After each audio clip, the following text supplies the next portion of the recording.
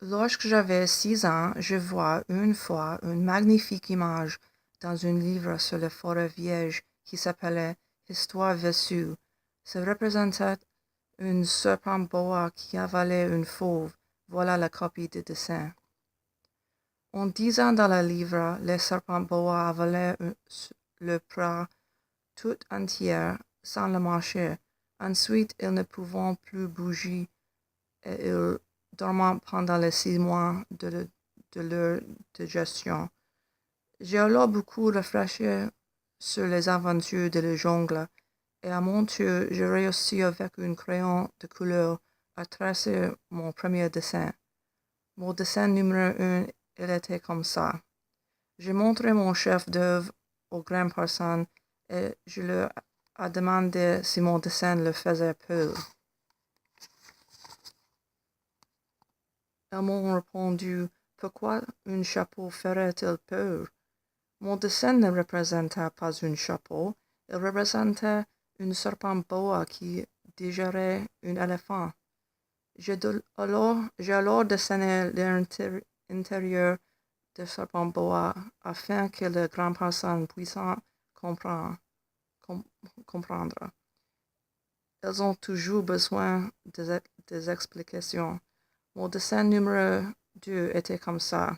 Les grandes personnes m'ont conseillé de laisser de côté le dessin de serpent boa ouvert ou fermé et de m'intéresser plutôt à la géographie, à l'histoire, au calcul et la grammaire. C'est ainsi que j'ai abandonné à l'âge de 6 ans une magnifique carrière de peintre. J'avais été découragé par l'insuccès de mon dessin numéro 1 et de mon dessin numéro 2. Les grandes personnes ne comprennent jamais rien toutes seules et c'est fatigant pour les enfants de toujours et toujours leur donner des explications. J'ai donc choisi un autre métier. J'ai appris à piloter des avions. J'ai volé un peu partout dans le monde et la géographie, c'est exact, m'a beaucoup servi. Je savais reconnaître de première coupe de la Chine de l'Arizona.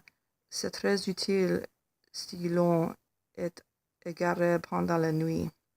J'en suis eu au cours de ma vie des tas de contacts avec des tas de gens sérieux. J'ai beaucoup vécu chez les grandes personnes. Je les ai vus de très près. Ce n'est pas trop amélioré mon opinion.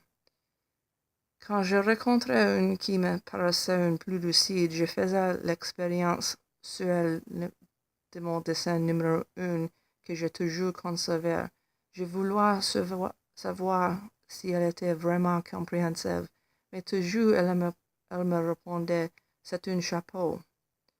Alors, je ne lui parlais ni de serpent boa, ni de forêt vierge, ni d'étoiles. Je me mettais à sa portée. Je lui parlais de bridge, de golf, de politique et de cravate. Et la grande personne était bien contente de connaître un homme aussi raisonnable.